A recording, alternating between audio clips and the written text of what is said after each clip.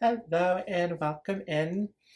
This week we're going to get into factoring cubics and a little bit of quartics, but mostly focusing on cubics. And this is going to be, of course, no calculator questions. We'll get into a little bit later on about the specifics of calculator versus no calculator. These types of questions show up sporadically throughout the HLAA content, and then also kind of generally throughout high school math classes and college math classes. So if you master kind of the 3-4 methods we see in this video, you'll be able to solve basically 99.9% of all the cubics and quartics factoring anyway that come your way. And then, there'll be class-specific or teacher-specific cubics that might show up, and they might have specific methods to factor those. But again, we're trying to keep it general for all the cases. If you know these, this will take care of just about every cubic or quartic that you see. All right, so in this video, we're going to get into cubics first, and we're going to look at 4 methods. The first 4 are factoring out an x, the sum and difference of cubes, which we'll see is not that useful, factor by grouping, which is very useful, and then the rational zeros theorem, which is again also not very useful. And then for Quartics, we literally just have one method, the quadratic lookalike, and then everything else is just what we know about cubics and quadratics. One thing we should kind of say before we jump into the very first type is that for cubics, just like quadratics, there is like a cubic formula, like there's a quadratic formula. As you can see here, it is really, really messy and really long. And so you are not required to learn this. You're not required to use this. And what this kind of tells us is that all the math that you see for cubics is going to be, a little bit contrived. Basically, we're picking questions that we know students can learn fairly easily and solve fairly easily, within the time limits of a test. In real life, cubics are a lot more complicated, and the length of the problems are actually quite long. So as we're looking through these 4 methods, just keep in mind that these 4 methods are kind of handpicked to be easily testable and easy to learn just for a classroom. There's a lot more to cubics than what we're going to talk about in this video. And then this is also called Cardano's formula, the mathematician who discovered how to solve cubics. All right, so the very first type of cubic that we see, the easiest example is a cubic that looks like this. And we just noticed that all the terms have an x. So we kind of do what we always do in algebra. If we recognize that there's an x in all the terms, we try to factor out a common term. And then we also see that all the terms are divisible by 3. So for this one, we factor out a 3x. And so this very first term here then becomes x squared. This one here becomes 5x. And our last term becomes 6, like that. So with one simple operation, we go from a cubic basically to a quadratic. And so our 3x stays outside, and then we can factor this quadratic using quadratic methods, which we'll do quadratic methods probably next week. We'll get into factoring quadratics. So a little bit out of order. So here we get x plus 3, x plus 2, and this cubic is completely factored. So very short, very quick, very easy. All right, moving down to our second type of cubic that we see. We have the sum and difference of cubes. This formula is very handy, but very often this formula is not included on formula sheets. So if your teacher gives you this formula and lets you use it on a test or makes you memorize it, you can use it. But generally speaking, we kind of ignore it because it's kind of cumbersome. It's a lot to memorize. And there's better things that we could store into our long-term memory besides these 2 formulas. What we do instead, something that's a little bit more logical, is that if we have a sum and difference of cubes, we can kind of immediately spot that -2 would be a 0 of this expression. So if we put -2 in here, we cubed it to be -8. And then -8 plus 8, of course, is 0. So what we can say here is that we know, or we can quickly guess, that x minus, actually plus 2, is a factor.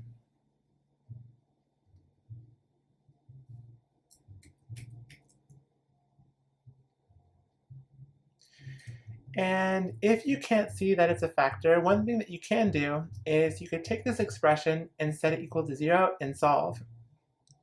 So what we could do is we could take this expression here, set it equal to 0.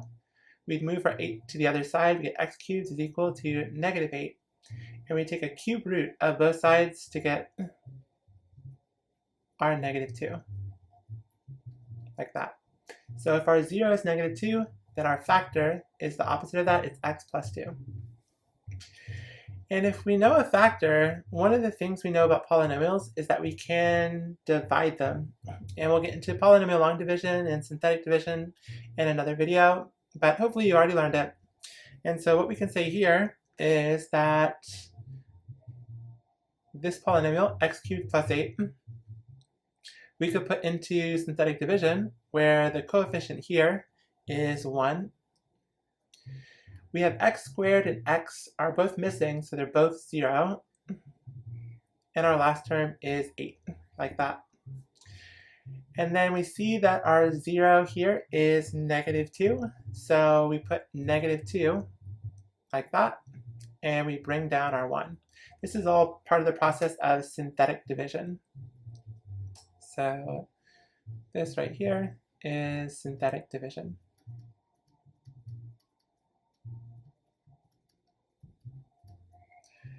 And so if we put our 0 out here, we're actually adding down through our synthetic division steps. You can also put the factor in plus 2 in, and then you're subtracting down through all of the steps. And we'll cover that again in another video.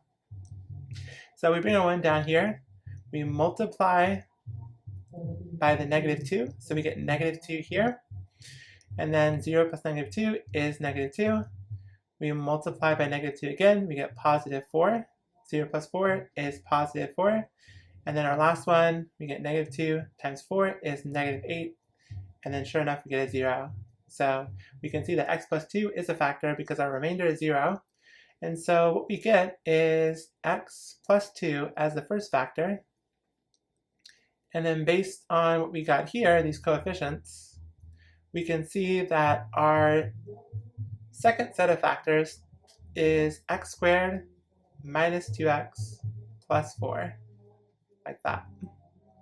So we now have one of our factors and then a quadratic.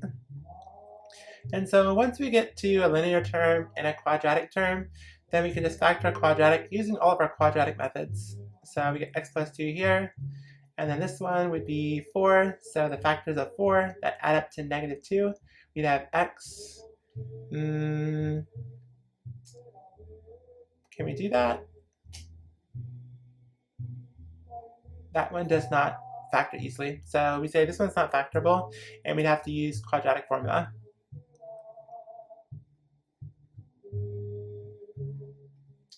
And there is a mariachi band playing next door, so if you hear some of the music in the background, that's what that is.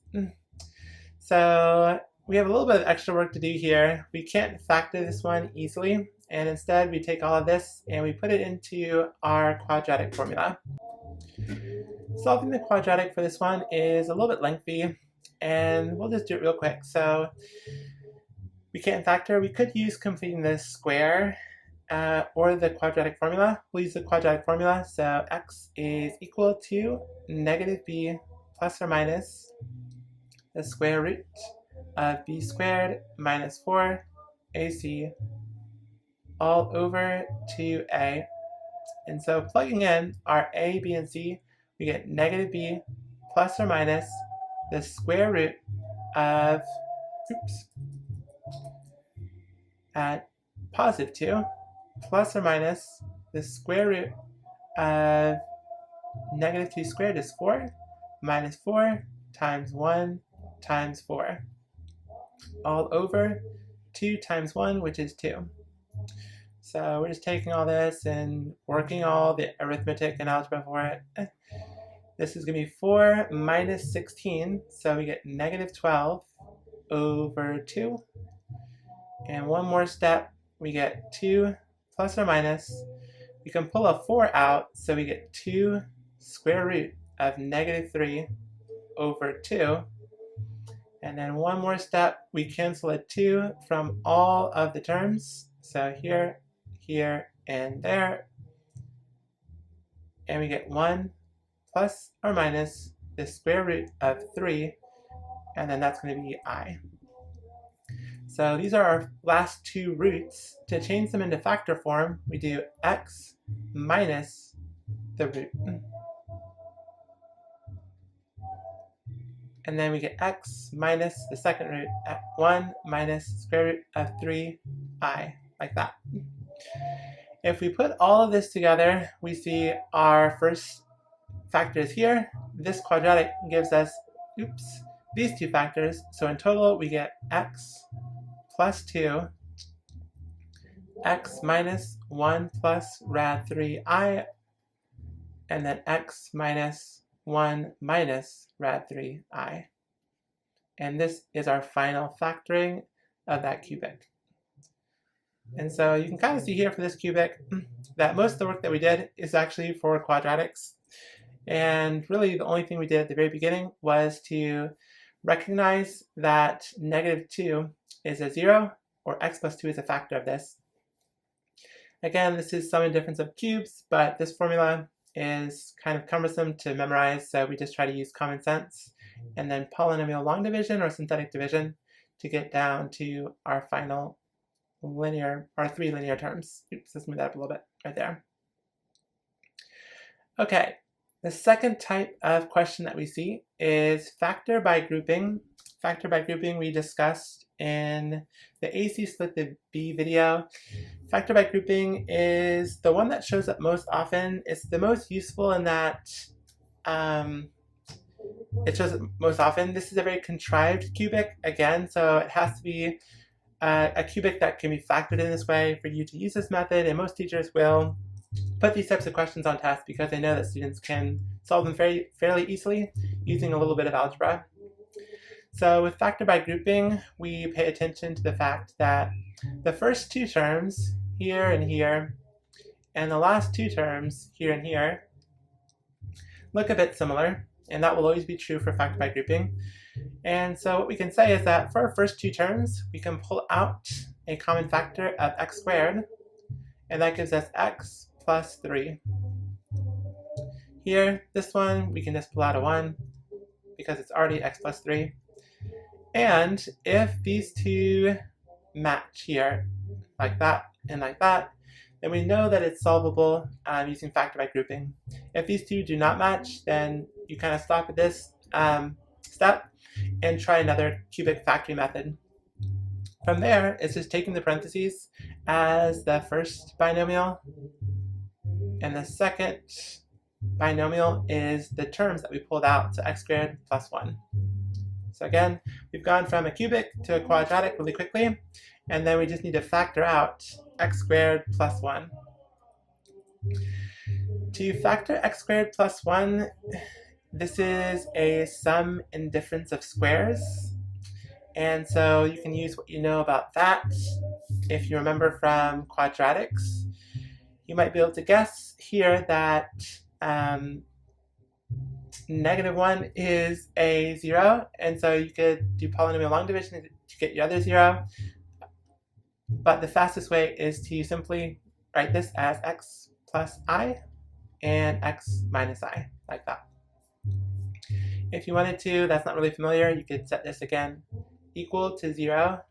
You get x squared is equal to -1. You take a square root of both sides, you get plus or minus the square root of -1, which is plus or minus I. So those are your two zeros, and then you can change them into the factors like that. So we can see here factor by grouping is really quick if it works, and then if it doesn't work, we move on to another method. All right, our third method is the rational zero theorem. Actually, this is our fourth method. The rational zero theorem is, out of all of these, probably the most useless in my opinion. So the rational zero theorem is not too hard to learn, but applying it and using it is really tedious, and we'll see why here in a second. The first thing to know is that every single polynomial you see will generally fall into this form we see above at the top. It says that our leading term, the term with the highest power or degree, the x cubed term, is written as a sub n x to the n. So a sub n is the coefficient in front of the x cubed, and then x to the n is the x cubed. Our second term, as we can see here, is a to the n sub minus a sub n minus 1, x to the n minus 1. And so the degree on this is 2, one less than the previous one. And then a sub n minus 1 is the coefficient on the second highest degree term. And this kind of continues on down until you get to your final term, the constant term, which you write as a sub 0. You can see here the constant term for this is 6. And then also you can also see the term before, this is a sub 1x, and that's 11x for here. We'll talk about another video about the sum and product of roots and this terminology, why it's important. But for now, this rational zeros theorem, the only thing that we're interested in is that to apply this theorem, it says we take the factors of a sub 0, which is 6, and we list those factors out. So the factors of 6 are 1, 2, 3, and 6. And then you can imagine there's also negative factors of 6. So you could have plus or minus 1, plus or minus 2, and so on. So those are all the possible factors of 6. And we'll go ahead and color code that with green as well. Then we take all the possible factors of the leading coefficient, which in this case is just 1, like that. So we say 1 here. This is going to be the factors of 1, which is not very many, it's just 2. So here we get plus or minus 1. And according to the rational zeros theorem, we take all the factors of 6 and we divide by all the factors of 1. And that gives us all the possible zeros of this polynomial. Now, the really awful thing about this theorem is that, let's write this out first. So the possible zeros are plus or minus 1, plus or minus 2, plus or minus 3, and plus or minus 6. These are possible zeros. They're not even guaranteed to be zeros. So what we can kind of see is that we could check through all 8 of these possible zeros, and it's a possibility that none of them work, which is, again, very tedious and kind of not a great thing to put on a test because it would suck up so much of your test time. Same thing for homeworks as well. So this rational zero theorem is often taught in a class, and then it's tested specifically on a homework or a test. But in general tests, this is almost never used because it's such a huge waste of time. So we're just mentioning it here. In IB, HL specifically, rational zero theorem is not even covered. So you don't have to know this. But if you want a little leg up on the competition, maybe you have a really tricky cubic you're trying to factor, you can take a look at the first and last number, and immediately it will give you some guesses that you could do to possibly get a 0 that could bring it down to a quadratic. So like we see here, one of the possible zeros for this cubic is plus or minus 1. So let's try one of those. We'll say, let's guess a factor of x minus 1, like that.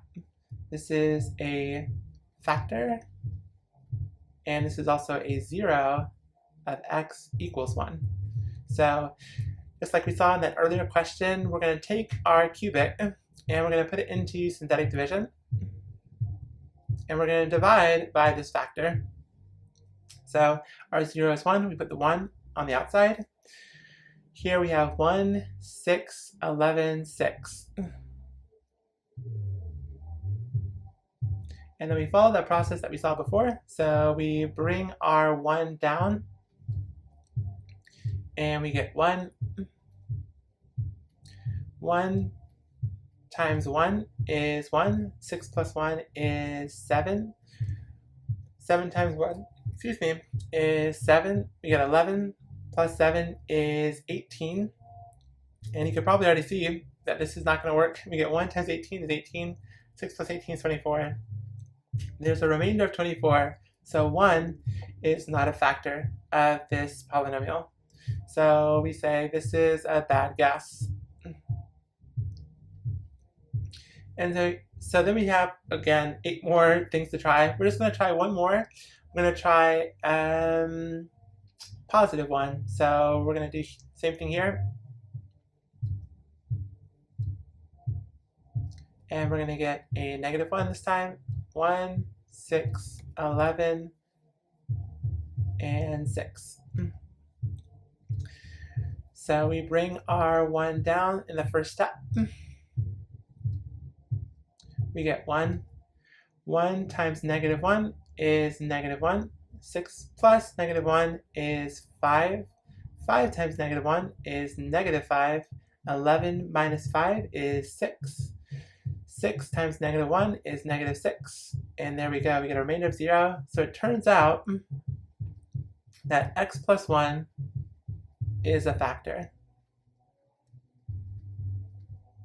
And not only is it a factor, but we can now see that the quadratic is x squared plus 5x plus 6. So this cubic that we started with up here has now changed into x plus 1 and then x squared plus 5x plus 6. This right here is a quadratic we can factor really easily, and so we get x plus 1 and x squared plus 5x plus, x plus 3 and x plus 2. And just like that, we have a complete factoring of this cubic. So again, focusing not on the quadratic part, just on the cubic part, we have a cubic here that we can't solve by factoring out an x. We can't use factor by grouping, and it's not a sum or difference of cubes. So we use this last resort, the rational zeros theorem. We say, oh, there's a 6 here and a 1 here. Maybe let's try plus 1 minus 1 and see if we can get any ground, make any headway on this. And it turns out that one of our guesses was correct. And then immediately we get a quadratic, and then we get a complete factoring of the cubic. So this, again, not covered in IB, but maybe it'll save you in a pinch on a really hard cubic that shows up. As you can imagine, if the number here was like 180, you'd have to list out all the factors of 180, and I think there's probably 10, 15 factors, so rational zeros theorem becomes very useless very quickly if the numbers, the constant term and the leading coefficient term are like really large. So that's something to keep in mind. All right, let's get into a practice problem for cubics. Again, we have 4 methods, 3 official methods: factor out an x, sum and difference of cubes, and factor by grouping. And then our unofficial kind of bonus method is the rational zeros theorem. Take a second to look at this and see what methods we can use. What we can kind of see is that all 3 of our methods do not work. So we can't factor out an x, we cannot factor by grouping, and this is not a sum and difference of cubes. So this brings us to the rational zeros theorem trick. We can see that the coefficient for the leading term is not too bad. It's 1. And the constant term is also not too terrible. So this one should be a pretty good one to use the trick on.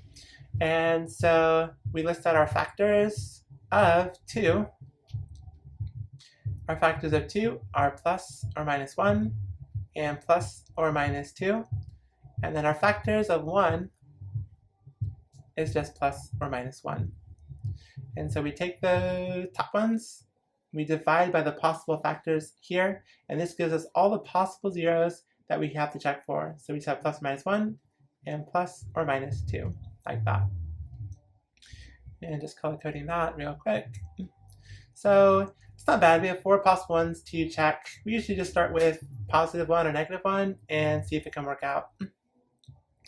We hop into synthetic division as usual. And so we'll start with, just looking at it, I would say if we did a positive 1, it's not likely to cancel things out. So we could probably try a negative 1 for this. So 1, 1, negative 2. And we have to be careful, actually. There's a missing term. So the x term is actually 0. So it'll be 1, 1, 0, and then 2. And out here, we're going to put, oops, that's negative 2. We're going to put a, I want to say negative 1. Yeah. Let's put a positive 1, actually. All right, so positive 1. And we bring our 1 down like that. Multiply by 1, we get 1. 1 plus 1 is 2. Oh, that works out. 1 times 2 is 2. 0 plus 2 is 2. And then we get a 2 here. Negative 2 plus 2 is 0. So we've guessed on our very first try the correct factor. And so we can say that here, x minus 1 is a factor.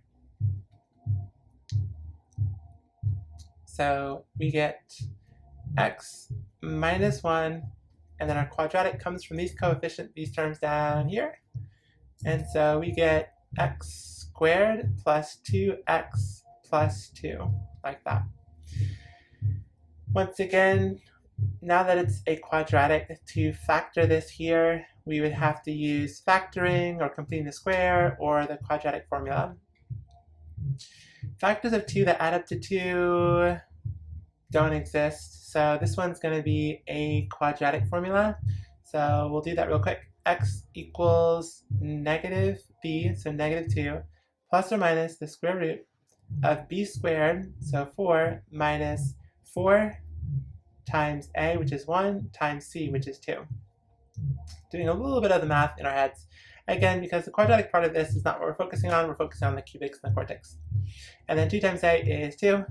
So we just start to simplify down real quick. And we get 4 minus 8 is negative 4 over 2. And so we get negative 2 plus or minus 2i. You can, of course, take a little bit of time to work that out if you need to. And then if we simplify down, we get negative 1 plus or minus I, like that. So those are our last two zeros. If we change them back into factor form, we get x minus all of that. So negative 1 plus I, and x minus negative 1 minus I, like that. And if we come up here, we see our other factor is x minus 1. We can put that all together, and this gives us a complete factoring of the cubic, and we're done. Let's try that again. So this is our final answer.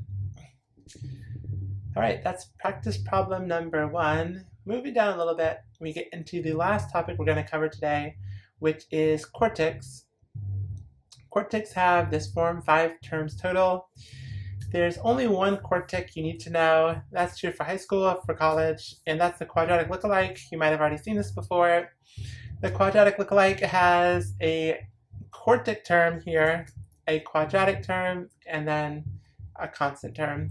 And just like the name implies here, we can take this and factor it exactly like we would a quadratic. So maybe the numbers could get more complex, but as long as we have a degree 4, degree 2, and a constant, we simply say what factors of 6 add up to 5. And we get 3 and 2. And then instead of x here, we get x squared, like that. And if that is new, you've never done it before, take some time to multiply this out and confirm that that is a factoring of that quartic. And then all the work after that is quadratic methods. So this is here a sum of squares, and we can say that this is going to be x plus root 3i and x minus root 3i. We're of course doing that the really fast way. If you want to do it the slow way, what you'd want to do is take x squared plus 3, set it equal to 0, and then solve. So you get x squared is equal to negative 3. Take the square root of both sides, always remembering your plus or minus. And a negative under a square root gives you I, so this is rad 3i. And so that's what we see here in here. And then as you might guess, this one here is sum of squares, same kind of process. We can expect it to be x plus, rad 2i. and x minus rad 2I. And with that, we've completely factored this Quartic, and that brings us to the end of the first and only method that you have to know for Quartics. The other types of Quartics, as we'll see here in a second, that you should know, again, will extend from what you know about quadratics and what you know about cubics. So if you have a really good foundation for quadratics and cubics, then you'll have a much better chance of solving some of the tricky Quartics that come up. But anything else, you'll again have to solve in a calculator. You'll have to graph it. You'll need a computer to basically help out because, again, cubics and Quartics are not at all easy polynomials to work with. Practice problem number 2. We want to take this Quartic and factor it completely. We only have one method, and that was, again, the quadratic lookalike. We can see just at a glance that this is definitely not a quadratic lookalike. So what could we do? Well, we can use a cubic kind of method, and we can see here that we could factor out an x. So that's one of the cubic methods we looked at, the very first one. And if we factor out an x, we get x to the third plus 3x squared plus x plus 3. And so now we have a cubic, and we look at the cubic and see if any of our cubic methods work. So factor out an x, factor by grouping, sum and difference of cubes, and we see that this one is factor by grouping. In fact, it's a cubic that we factored up above. So this one is x squared plus 1 and x plus 3, like that. And then we already factored this one completely. This changes into x minus I, x plus I by the sum of squares. Or again, if you want to take it slowly, you can take this, set it equal to 0, and solve down. And then our last factor is x plus 3. And just like that, we have a Quartic completely factored. All right, again, most of the Quartics that you would encounter in the wild in real life are not going to be contrived examples where you get nice integer factors, but if you're seeing Quartics in a classroom, they're going to be questions specifically designed to be easily solvable, usually with nice numbers, so that's something to keep in mind. All right, moving down to practice problem number 3, our last practice problem.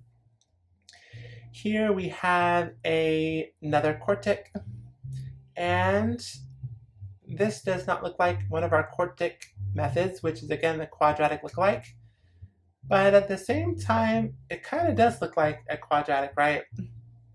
So there's 2 methods you can use here. One is we can use a cubic method, which is that we can kind of guess one of the zeros right away. And so we could say maybe method number 1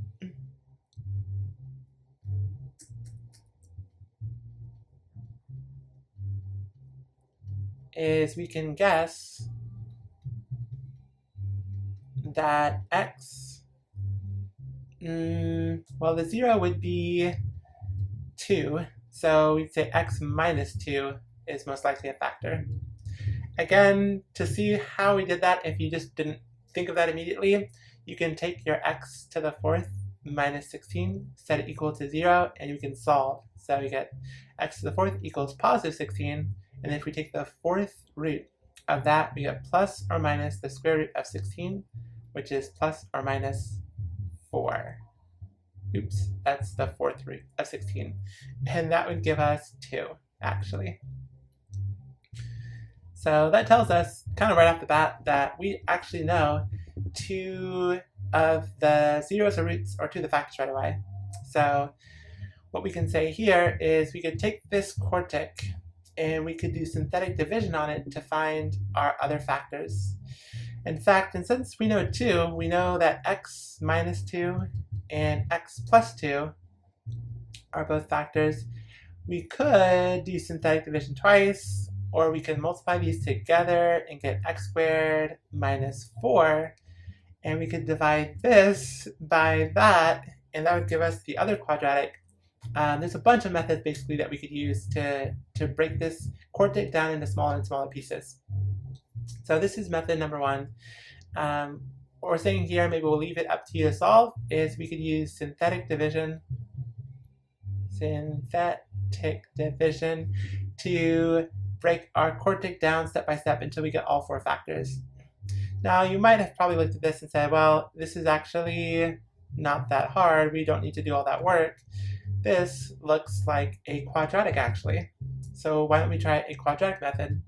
This is a little bit more clever in that we could say that this is x squared squared, and this is 4 squared. So this is a difference of squares. So if you're really, really good at your quadratics, again, you can save time and do the faster method. And so if we have a difference of squares here, that means we have x squared minus 4 and x squared plus 4. So we've instantly taken our Quartic and we've changed it into 2 quadratics. And then these 2 quadratics, again, are difference of squares again. So we get x plus 2, x minus 2. And then here, this is a sum of squares. So we get x minus 2i and x plus 2i. Will you always remember your sum and difference of squares? Probably not. And in those cases, you could again just take this and set it equal to 0 and solve. Same for this one. So don't worry if you don't remember every single rule and theorem. This is really for students who are, kind of aiming for a perfect score on their exams. They're going to want to know every single method. If you're kind of below that level, then you can just do the common sense kind of approach, set them equal to 0, solve down, and eventually you'll get all 4 of these factors here, like that. And that brings us to the end of practice question number 3, and also the end of this video. So let's do a quick recap, and then we'll finish. So we started all the way up at the top, talking about just this little kind of side quest of factoring cubics and quartics. They show up all throughout pre-calculus and calculus, algebra 2, and they show up often enough that if you're trying to kind of squeeze out more points on a test, that these methods are really handy. And you have to know when you can do something by hand and when you can't do something by hand. So all these questions that we covered in this video are no calculator questions. And as we saw, a lot of these methods are contrived specifically for students to be able to solve them, and the numbers are usually fairly nice. If they're not, then you'd require a computer, a calculator, and a lot more time. So again, these are the 4 methods of cubics that are covered. The first 3 are really the only ones that you should know in IB. Type 4, you'll only know if your teacher specifically teaches and then tests on that content. A couple months out, you'll probably have forgotten the rational zeros theorem, and the only thing you should probably remember about it is that you look at the leading coefficient and the constant term, and it can give you some hints on what could be possible zeros or roots. For Quartics, we have even less methods. We just have the quadratic lookalike, and then everything else is your knowledge of quadratics and your knowledge of cubics, and you can use those to solve, again, clever Quartics that the teacher has specifically made to make you think a little bit, and then they'll have some nice little method where things factor out. So again, cubics, we could solve using a cubic formula. It's really long and messy. We don't teach it and we don't test it because there's just not enough time on homeworks or tests to do that. So instead, we limit our scope to these 4 types. One is factoring out an x. Sometimes there may be a constant as well. So we factored out 3x here and it turned into a quadratic, and then we factored a quadratic using quadratic methods. Our second type is a sum and difference of cubes. We don't like the formulas. They're long and cumbersome. Unless those formulas are given on a formula booklet or a test, we don't want students memorizing those when you can kind of just use common sense. And so instead of using the formula, we'll look at them and say we can guess the factor and then use synthetic division or polynomial long division to divide out, get a quadratic, and then we can use all of our quadratic methods again to get the rest of our factors. Our third method is factor by grouping. This is the one that's most common because it's pretty easy to teach, pretty easy to test. Again, most cubics that you encounter in the real world are not factorable, but on a test, they'll be probably in this format. And so you look for commonalities in the first two terms and the last two terms, and then you get your linear term and a quadratic. If these parentheses do not match, you cannot use factor by grouping. And then once you get down here, it's just quadratic methods to get your last two factors, and then you're done. The last and bonus, I guess, method, the last resort probably, is the rational zeros theorem. Again, extremely unusable if these numbers are large. Only use this method if you have really small numbers here and here at the leading coefficient and the constant term at the end. You can then guess factors using synthetic division, and if you get a remainder of 0, that's a factor. You get your quadratic there, and then the rest of the work is quadratics. That brought us into our practice problem 1, where we saw that we used the rational zeros theorem trick because the factors were pretty small, and we got a quadratic. We used the quadratic formula, and then we got our complete factoring that looked like this. And then finally down here we have Quartics. We're looking at the only case, the quadratic lookalike. We factor it into 2 quadratics, and then we factor those quadratics all the way down into 4 terms, like that.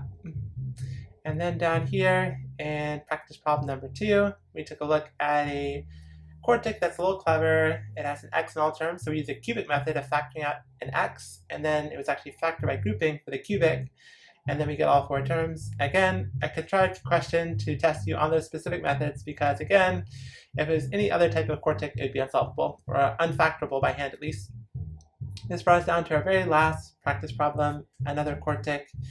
And again, this one was kind of similar to what we've seen before, so there's no Quartic method specifically to use. It's more of recognizing that it's a quadratic lookalike, or saying, well, we could guess a 0 and then use polynomial long division, synthetic division, to divide our polynomial down until we get all the linear terms, which ended up looking like this. All right, that brings us to the end of this video. If you have comments, questions, concerns, put them down in the comment section below, and I will see you all in the next week.